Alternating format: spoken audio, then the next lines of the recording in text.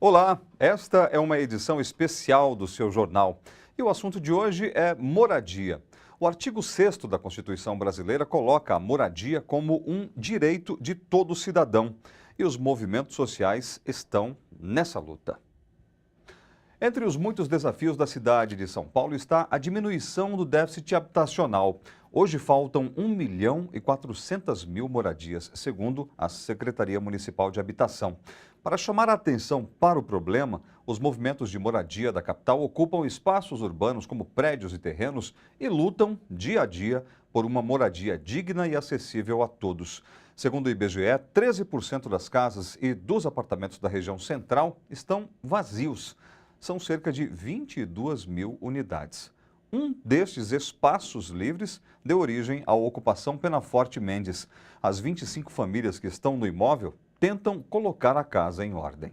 Nós nos apropriamos da cidade para que essa cidade possa cumprir a função social de uma verdadeira cidade que o povo que nela mora seja tratado como gente. Não é só os que têm casa, não é só os que estão debaixo de um teto. O povo que está na rua, o povo que está debaixo da ponte, o povo que está nos albergues, possa viver com dignidade. Você morar debaixo de uma ponte, você morar num cortiço, onde a água está caindo por cima de você 24 horas, o mofo, o rato, os esgotos aos céus abertos, isso não é dignidade. Então nós nos apropriamos dos imóveis para que quando nós estivermos realmente transformando isso em habitação, o entorno vai perceber que quem veio morar aqui são pessoas que precisam serem respeitadas devidamente, não só pelo poder público, mas principalmente pelo entorno.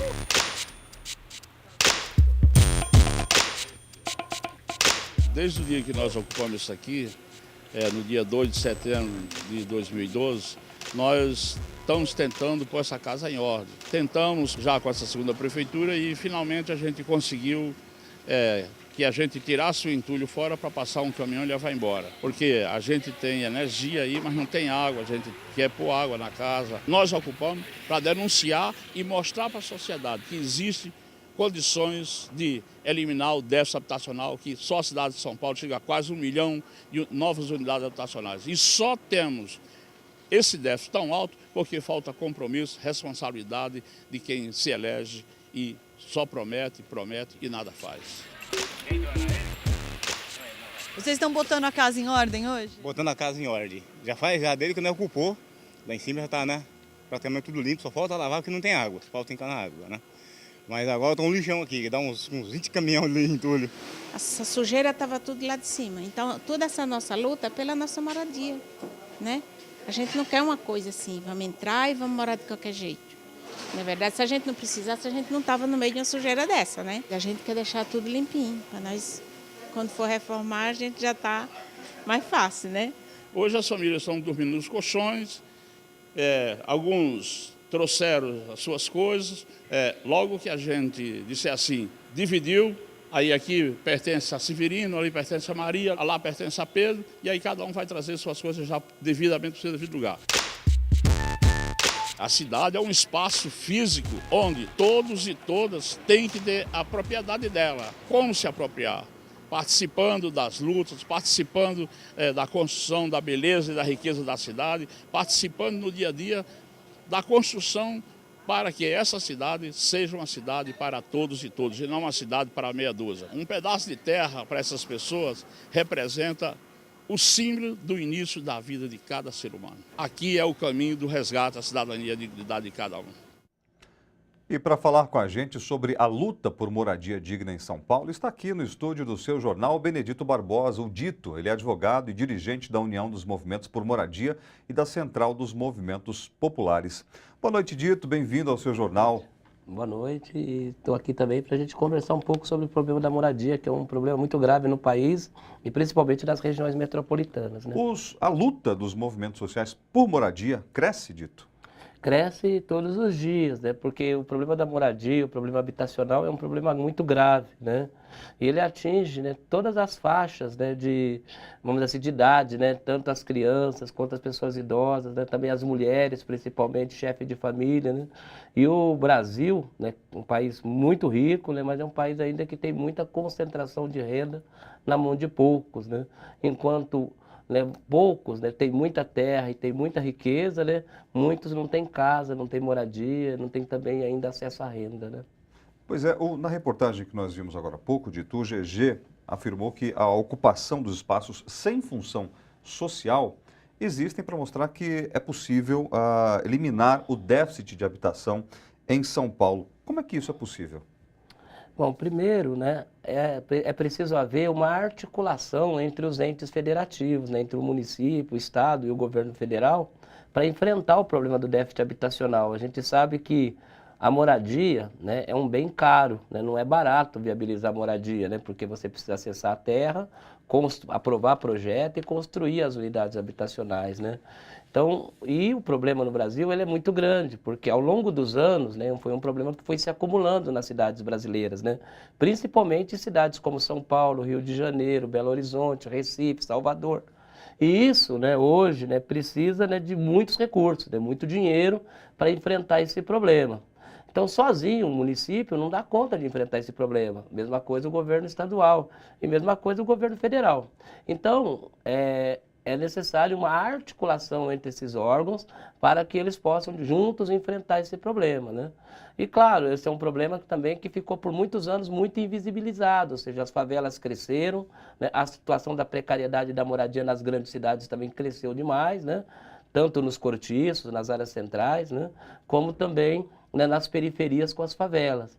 Então, nesse sentido, hoje, né, é necessário que esses governos, né, que esses órgãos, né, seja ele federal, seja municipal, estadual, né, atuem juntos para enfrentar o problema, né? Pois é, além das ocupações, outra forma de luta dos movimentos sociais de moradia é sair às ruas. Em abril passado, mais de 8.000 pessoas participaram de um ato por moradia em frente à Prefeitura de São Paulo. Os movimentos sociais cobraram projetos habitacionais para os moradores de baixa renda. E nós queremos que o prefeito Haddad tire do papel todas as suas promessas de campanha. O que vocês esperam? Olha, nós esperamos que esse governo realmente cumpra com a palavra dele, que é de 55 mil casas de moradia na cidade de São Paulo. O aluguel é um absurdo. E nós que temos filhos pequenos, tem que ir para a luta, tem que ir para a rua para conseguir alguma coisa, porque está muito difícil. Quantos anos já pagando aluguel? 40 anos. E estou passando desempregada, passando fome. Então nós queremos terra, não queremos? Queremos terra.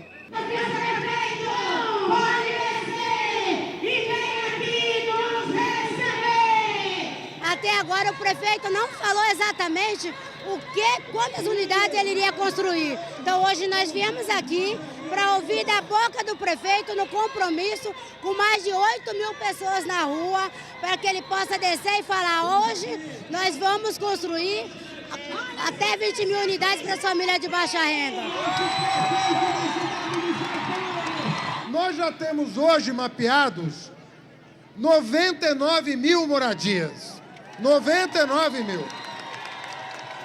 Porque o governo acaba em 4 anos, mas a cidade não acaba em 4 anos. A cidade tem muita coisa para fazer depois de 4 anos.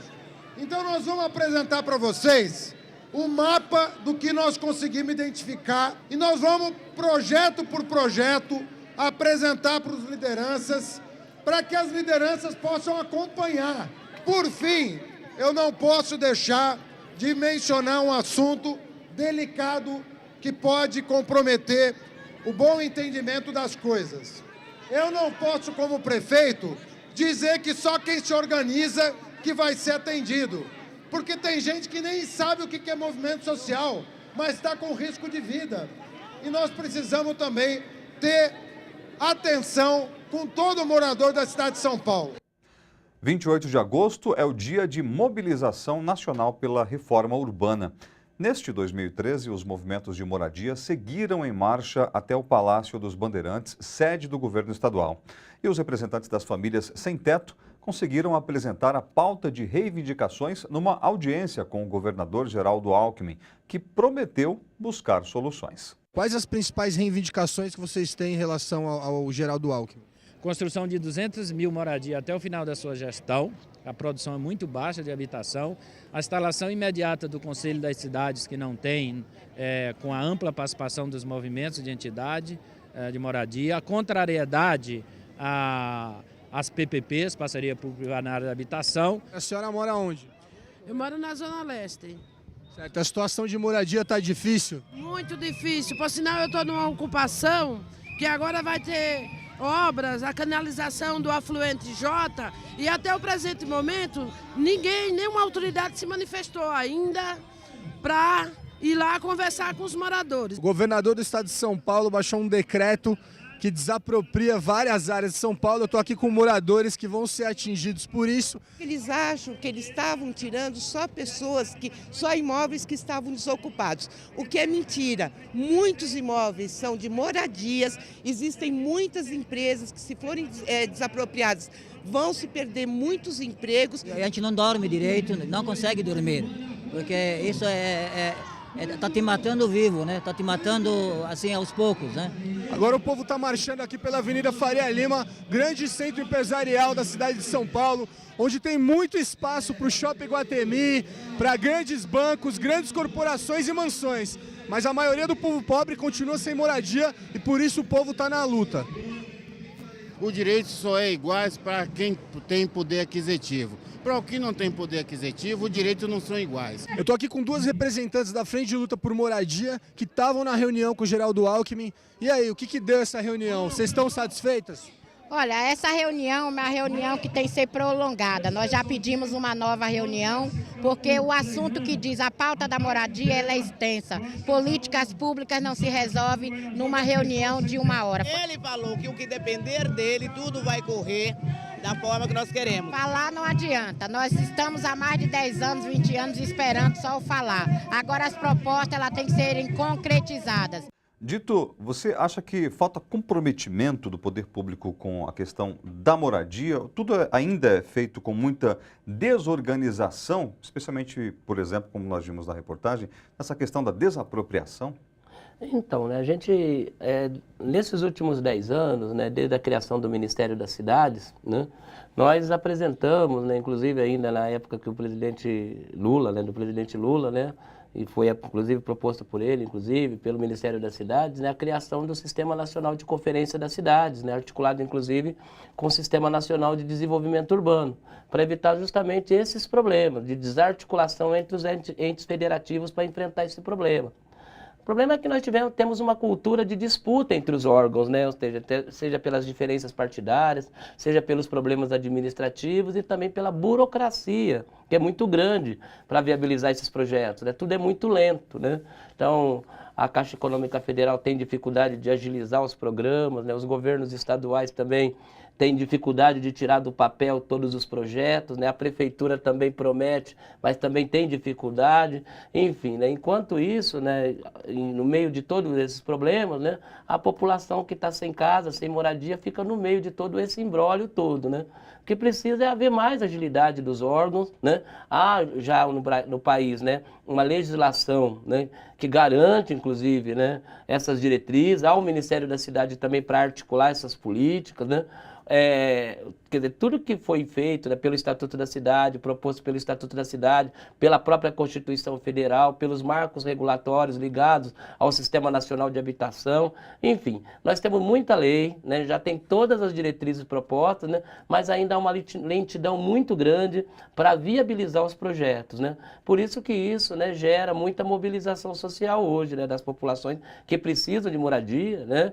Enquanto, né, há uma lentidão né, dos governos, né, há uma pressão, né, dos movimentos sociais para que isso seja feito de uma forma muito mais rápida.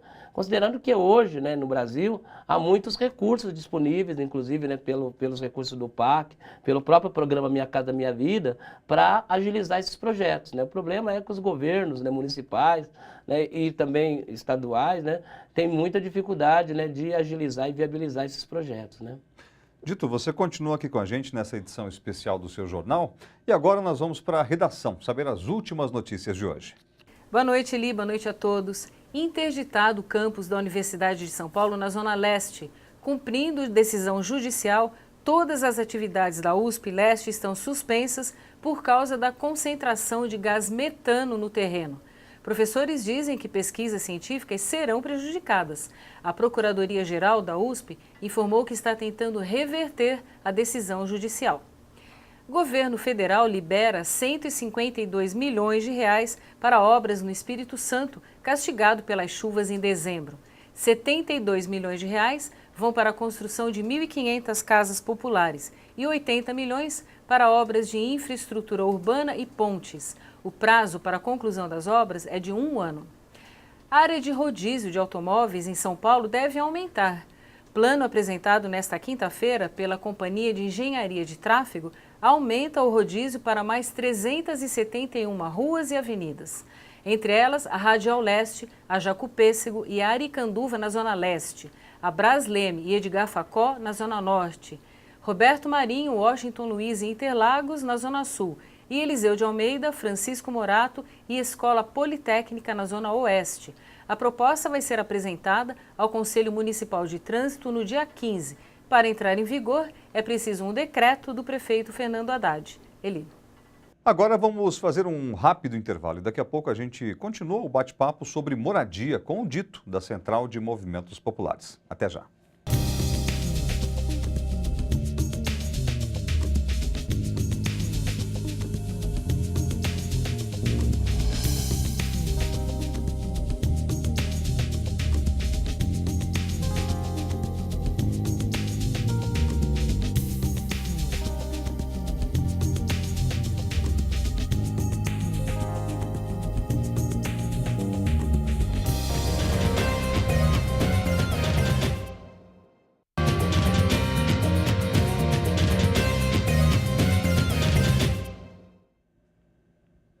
Essa edição especial do seu jornal é sobre a luta por moradia.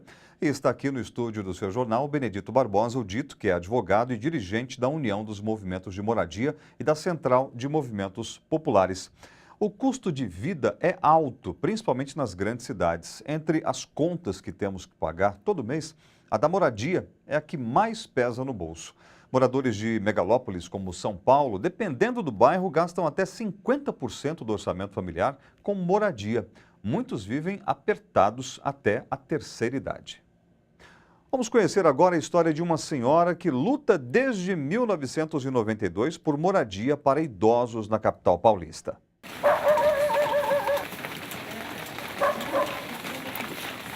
Há 13 anos, Dona Raimunda mora com um companheiro neste cortiço no centro de São Paulo. Ela paga R$ 450 de aluguel nesta casa de 3 cômodos, cheia de problemas.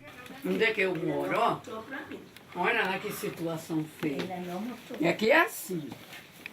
Se caso isso aqui cair na minha cabeça, já era. Dona Raimunda sobrevive com R$ 678 de auxílio-doença que começou a receber após o diagnóstico do câncer de mama. A situação melhorou depois que conheceu Dona Olga Quiroga do Garmic, o grupo de articulação para a moradia do idoso na capital. Por meio do Garmic, Dona Raimunda se cadastrou na Secretaria de Habitação da Prefeitura de São Paulo e há 2 anos recebe uma bolsa de R$ 300 do Parceria Social em conta-guarda da própria moradia. E hoje eu vivo, graças a Deus, e agora eu vou falar do novo modelo aí, que ela me deu a maior ajuda, né? Aquela ajudinha Aquela ajudinha da Prefeitura. Desde 1992, Dona Olga luta por políticas públicas de habitação para idosos.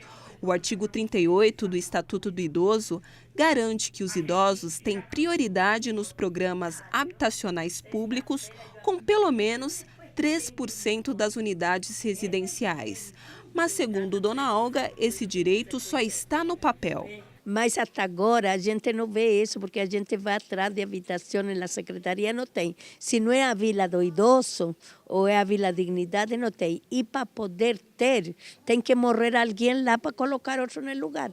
Que isso é muito cruel, muito cruel. Para Dona Olga, a melhor política pública de habitação para idosos é a locação social.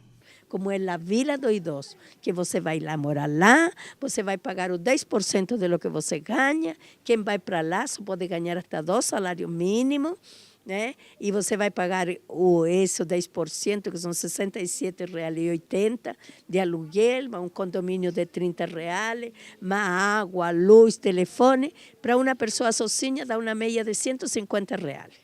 Para 2 pessoas dá uma média de R$ 250. Então, dá para viver. Dito, a locação social é um meio interessante não só para os idosos, mas também para todas as famílias de baixa renda? É sim, né? Claro, porque o programa de locação social, né? Inclusive em outros países, países como a França, né?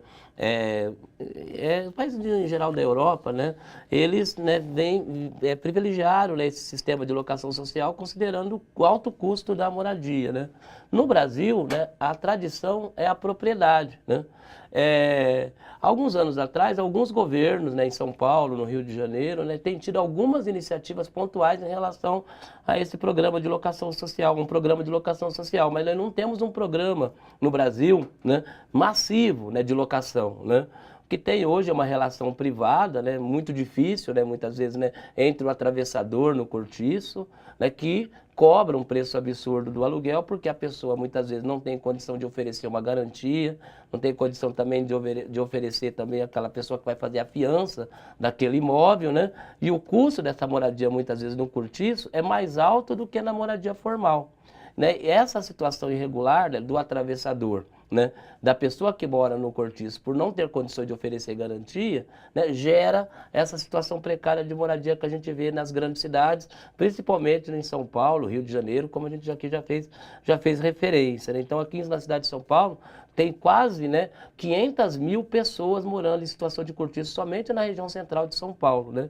Então essa situação precisa ser resolvida. A alocação social, para esse segmento mais vulnerável, com certeza deveria ser uma saída, né? Poderia ser uma saída. Porém, né, a gente hoje aqui na cidade de São Paulo temos pouquíssimos imóveis destinados à locação social. O Estatuto do Idoso, né, prevê 3%, né, de tudo que é construído nos programas habitacionais para atender as pessoas idosas, né? E a gente sabe que o Brasil está ficando, né, apesar de ter ainda um país jovem, né, mas daqui mais 40, 50 anos vai ser um país, né, de pessoas mais velhas, né, dado, né, a situação, né, que há uma diminuição da população jovem e um crescimento da população idosa. Então, nesse sentido, é preciso repensar, inclusive, a política pública para a pessoa idosa, né? Albergue não é suficiente, né? Muitas vezes também o idoso não tem condição de ficar na casa da família, né? Então, é fundamental que haja um programa de locação social, né, não só na cidade de São Paulo, mas em todo o país, né? Dito, nós vamos a mais uma reportagem, já voltamos a nos falar. Uma vitória dos movimentos sociais foi a transformação da ocupação Mauá no centro da cidade de São Paulo em moradia popular. Mas a luta agora é para que todos os moradores tenham espaço garantido no prédio após a reforma. É que a Prefeitura pretende destinar apenas 25% das unidades habitacionais construídas nesta e em outras áreas de interesse social aos movimentos de moradia da cidade. Para mim foi uma imensa alegria. Eu não sabia se eu chorava, eu não sabia... Enfim, foi o primeiro decreto, né? Foi o primeiro decreto, então ficamos bastante satisfeitos.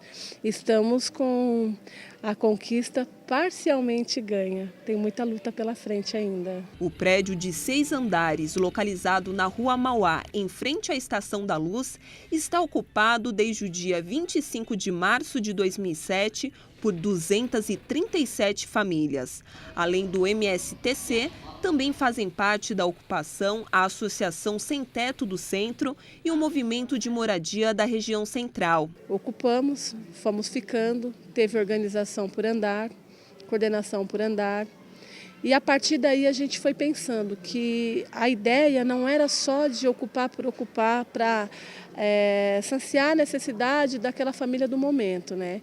E sim buscar uma alternativa definitiva. A ocupação Mauá é uma das 33 áreas decretadas pela Prefeitura de São Paulo como de interesse social. Dentro do nosso programa, 25% dessas unidades do Centro de São Paulo vão ser destinadas às próprias ocupações que estão lá no momento. O restante nós vamos atender a nossa demanda. Ivanete diz que esta é outra batalha que o movimento vai enfrentar, porque nesses 6 anos de ocupação, os moradores deram uma cara nova para o prédio que estava abandonado. A primeira reforma foi do quadro de luz, depois eles trocaram o encanamento e no fim do ano passado deram cor à fachada suja e pichada. O que nós temos que fazer agora? É garantir que a demanda ela seja mesmo a demanda concreta. A demanda é aquela que está dentro do critério do movimento. Né? Demanda que participe, que saiu para a rua junto com a gente, que participou de mutirão, enfim, essa é a demanda. Porque se falam de 25%. Né? Então esse é um outro processo, é um outro passo que nós vamos ter que dar. Ou seja, a luta não para por aqui. Enquanto cada um não tiver sua chave na mão, a luta continua e quem não luta está morto. Pois é, Dito, quais são os desafios que vocês ainda têm que enfrentar pela frente? Existe alguma perspectiva de superação deles?